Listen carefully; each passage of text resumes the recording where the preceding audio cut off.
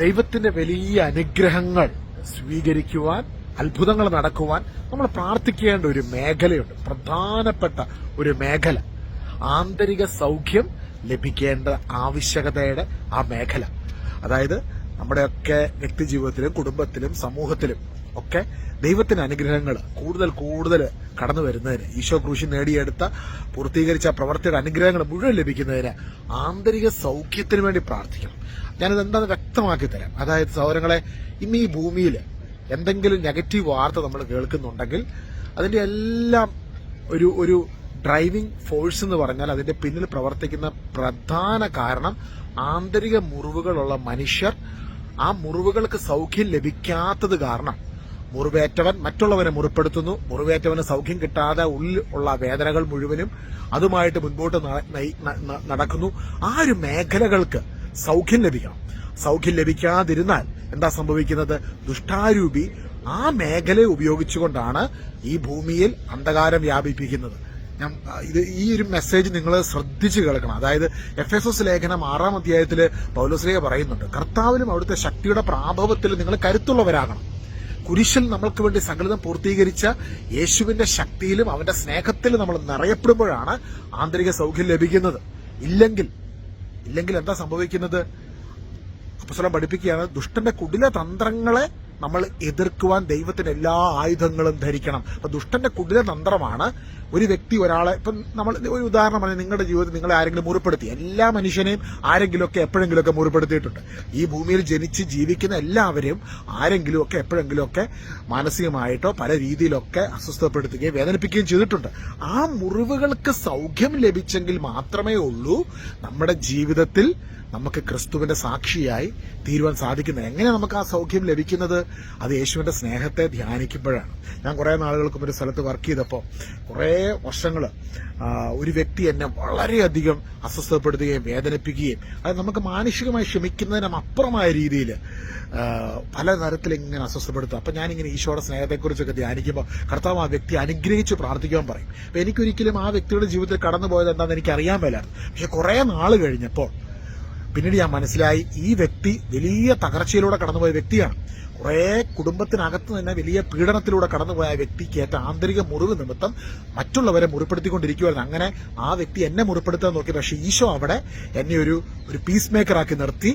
ആ വ്യക്തിയിലെ മുറിവിനെ കണ്ടുകൊണ്ട് ആ വ്യക്തിയെ അനുഗ്രഹിച്ച് പ്രാർത്ഥിക്കുവാനും അതിനെന്നെ ശക്തിപ്പെടുത്തിയത് യേശുവിന്റെ സ്നേഹത്തിലുള്ള ആ സ്നേഹത്തിന്റെ കർത്താവിന്റെ ആ ചൈതന്യമാണ്. ഈശോയുടെ വചനം നൽകിയ സമാശ്വാസവും സാന്ത്വനവും സ്വസ്ഥതയുമായിരുന്നു. എന്റെ കഴിവല്ല, എന്റെ ശക്തിയല്ല, പരിശുദ്ധാത്മാവ് നൽകിയ ഒരു വരദാനമായ ഒരു കൃപയാണ്. ഇതെല്ലാം കൃപയാണ്. ഇന്ന് ഈ വചനം കേൾക്കുമ്പോൾ നിങ്ങളുടെ ജീവിതത്തിലെ ആ കൃപ വർഷിക്കുമ്പോൾ ഞാൻ പ്രാർത്ഥിക്കുകയാണ്. എന്റെ ജീവിതത്തിൽ നമുക്ക് എല്ലാവർക്കും ആ കൃപയുടെ ആവശ്യമുണ്ട്.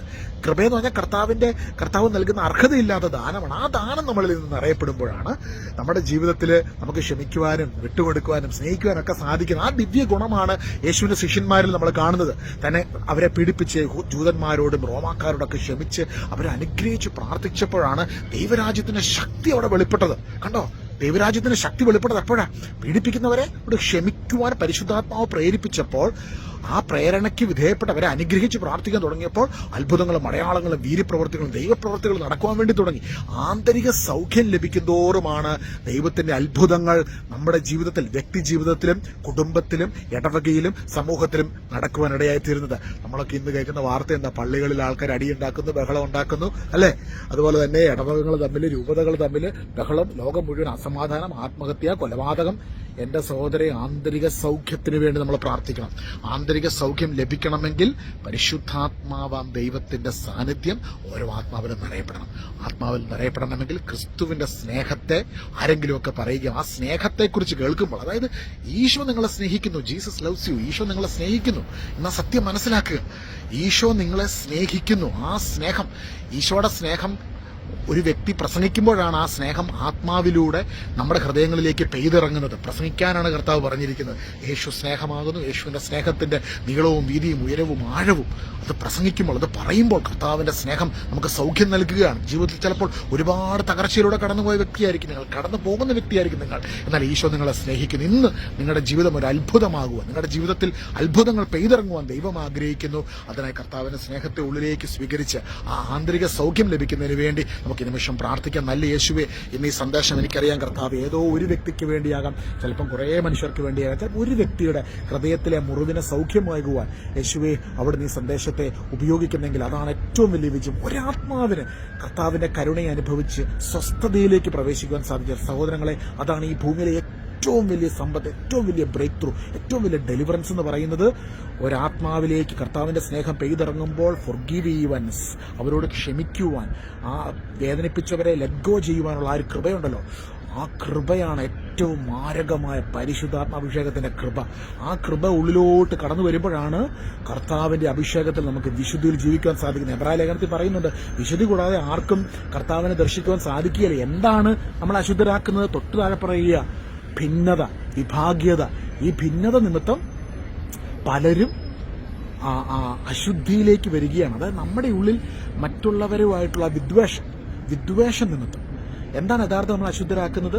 ഈ നമുക്ക് സൗഖ്യം കിട്ടാത്ത മേഖല നമ്മളിങ്ങനെ ഉള്ളിൽ കൊണ്ടു നടക്കുക. ഇപ്പം ഞാൻ എന്നെ വേദനിപ്പിച്ച ആ ഒരു കൂടെ ജോലി ചെയ്ത ആളോടുള്ള വൈരാഗ്യം ഉള്ളിൽ കൊണ്ടു നടന്ന് മറ്റുള്ളവരോട് ഇത് പങ്കുവെച്ച് വീണ്ടും വീണ്ടും മറ്റുള്ളവരെ മുറിപ്പെടുത്തി അതുമായിട്ട് നടന്നിരുന്നെങ്കിൽ അവിടെ പരിശുദ്ധാത്മാവിന് പ്രവർത്തിക്കാൻ പറ്റിയില്ല. പരിശുദ്ധാത്മാവിന് പ്രവർത്തിക്കാൻ സാധിച്ചത് പരിശുദ്ധാത്മാവിന്റെ ഒരു പ്രേരണയ്ക്ക് അന്ന് വിധേയപ്പെടുവാൻ പരിശുദ്ധാത്മാവ് എന്നെ സഹായിച്ചു. അത് എന്റെ കഴിവല്ല, അത് കർത്താവിന്റെ കൃപയാണ്. ഞാൻ എപ്പോഴും പറയുന്നു, ഒരിക്കലും നമ്മുടെ ശരീരത്തിൽ ജഡത്തിൽ ആശ്രയിച്ച് നമുക്ക് അങ്ങനെ ചെയ്യാൻ പറ്റത്തില്ല. അതിനാൽ നമുക്ക് കൃപ വേണം, കൃപയാണ്. അതുകൊണ്ട് ഈശോ പൗലോസ്ലീഹയോട് പറയും, നിനക്കെന്റെ കൃപ മതി, ബലഹീനതയിലാണ് എന്റെ ശക്തി നിന്നിൽ ആവശ്യം. ചിലപ്പോൾ നിങ്ങൾക്ക് ചില വ്യക്തികളോട് ക്ഷമിക്കാൻ പറ്റത്തില്ലായിരിക്കും, ക്ഷമിക്കാൻ പറ്റാത്ത അവസ്ഥ ഉള്ള ചില മേഖലകളാണ്. ആ വ്യക്തികളോട് ക്ഷമിക്കാനുള്ള കൃപ ഈശോ ഇന്ന് തരികയാണ്. ചിലപ്പോൾ ജീവിത പങ്കാളിയോടാകാം, മക്കളോടാകാം, മാതാപിതാക്കളോടാകാം, സഹോദരങ്ങളോടാകാം, കൂടെ ജോലി ചെയ്തവരോടാകാം. ക്ഷമിക്കുവാനുള്ള വലിയ കൃപ ഈശോ ഇന്ന് നിങ്ങളുടെ ജീവിതത്തിലേക്ക് നൽകുന്നു. ഈശോ എന്നെ നോക്കി പറയുന്നു, നിനക്കെന്റെ കൃപ മതി, ബലഹീനതയിലാണ് എന്റെ ശക്തി നിന്നിൽ പൂർണ്ണമായും ആവസിക്കുന്ന. ഈശോയെ ഇന്നത്തെ സന്ദേശം വലിയൊരു കൊടുങ്കാറ്റായി, പരിശുദ്ധാത്മാവിന്റെ അഭിഷേകമായി, വലിയ വിടുതലിന് കാരണമായി തീർട്ട് അനേക ജീവിതങ്ങളിലേക്ക് പരിശുദ്ധാത്മാവിന്റെ അഭിഷേകം ലഭിക്കുവാൻ ഈ ഒരു സന്ദേശം ഉപകരിക്കുമാറാകണമേ എന്ന് പ്രാർത്ഥിക്കുന്നു. ലണ്ടൻ നഗരത്തിൽ നിന്ന് ശുശ്രൂഷകളുടെ നടുവിൽ ഞങ്ങൾ നിൽക്കുമ്പോൾ, ഈ സ്ട്രീറ്റ് മിനിസ്ട്രിയുടെ നടുവിൽ നിന്നുകൊണ്ട് ഞങ്ങൾ ഈ പരിശുദ്ധാത്മ പ്രേരിതമായിട്ട് ഇന്ന് സൗരങ്ങളെ ഈ ഒരു വീഡിയോ എടുക്കുമ്പോൾ ഇതിലൂടെ പരിശുദ്ധാത്മാവിന്റെ വലിയൊരു അഭിഷേകം നിങ്ങളുടെ ജീവിതത്തിലേക്ക് നിറയുവാൻ ഇടയാകട്ടെ. കർത്താവിന്റെ കൃപയും സമാധാനവും നിങ്ങളെ ഇന്നും എപ്പോഴും പൊതിഞ്ഞു പിടിച്ച് ഈശോയുടെ ആന്തരിക സൗഖ്യത്തിന് സാക്ഷികളായി അനേക ദേശങ്ങൾക്ക്, അനേകർക്ക് വെളിച്ചമായി, രാജ്യങ്ങൾക്ക് വെളിച്ചമായി തീരുവാൻ ദൈവം ഇടയാക്കുന്നതിന് വേണ്ടി പ്രാർത്ഥിക്കുന്നു. ഈശോയുടെ നാമത്തിൽ ഓരോ മക്കളെയും അനുഗ്രഹിക്കുന്നു. Bless you in Jesus name. God bless you. എല്ലാവരും ദൈവം ധാരാളമായി അനുഗ്രഹിക്കുമാറാകട്ടെ.